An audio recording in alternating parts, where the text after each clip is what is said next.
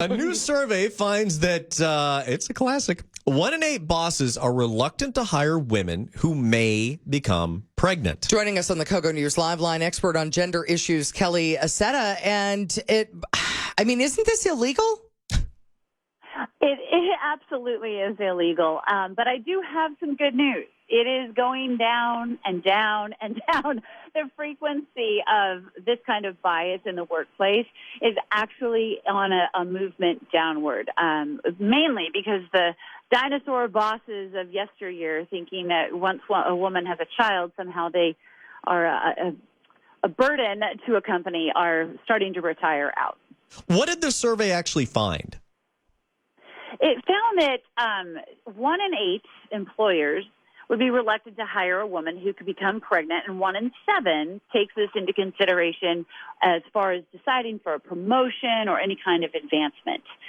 And HR, they also did a study with just HR departments, and it was really interesting to see that the bias was not just a male bias. It's also a female bias as well. They're just very small percentage points away from each other. So it's something that's very real that we need to recognize, and we need to make sure that it doesn't come into our decision making. So let's look at it from the other direction. You're a boss and you're considering hiring somebody and you're thinking, oh my gosh, if they become pregnant, I have to deal with their time off. I have to replace them. I have to make sure they get their job back. I mean, there's a lot that goes into it. And is that fueling the reluctance?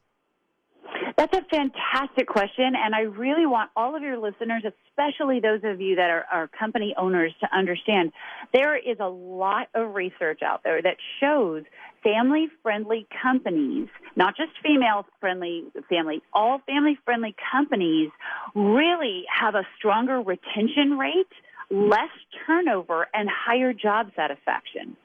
So with technology nowadays, yes, they might be out of the office for, say, 8 weeks to 10 weeks. But with technology, they can still stay engaged with their job. They can still do their job. And more importantly, when they come back, if they've been treated well, they'll stay loyal. And in this job market today, turnover is very expensive, and you might not find a great employee if you let one go. So what should you do if you're planning on having a baby and you're either looking for work or you're looking for a promotion? Well, I always go with being upfront, because the more upfront you are, the more creative you can get with your employer. And you can say, look, my husband and I my partner and I are working on having a baby. This is not going to affect my work while I'm pregnant, unless obviously I get some crazy morning sickness that I don't expect. But I fully intend to continue on with this career. Be honest. Or I'm looking to go part-time. So I'd like to start training somebody that could, do the work here in the office while I do the work that can be done remotely. There's lots of different ways to go about it.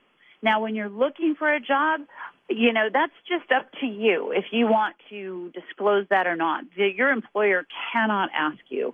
Obviously, if you're showing, that's obvious, but it's illegal for your employer or the potential employer to ask. Do we know what the percentage is of women who go on maternity leave and then just decide to stay to become stay-at-home moms? Is it a very high percentage? There is a percentage, and I haven't looked at the numbers in about 6 months, but it was, I would say probably in the neighborhood of about 20 to 25%. Again, we have to look at most households need that woman's income as well as the man in this day and age. So unfortunately, even if moms do want to stay home, they don't necessarily always have that luxury. And, I've been a business owner while I had my 2 children, and I didn't skip a beat. My kids came with me whenever and whatever I was doing. And so if employers could understand that women who love their careers can be just as effective when they have kids as when they don't, it's a really important thing for them to understand. All right. Expert on gender issues, Kelly Accetta, joining us. Thank you, Kelly. My pleasure. Thanks for having me. All right.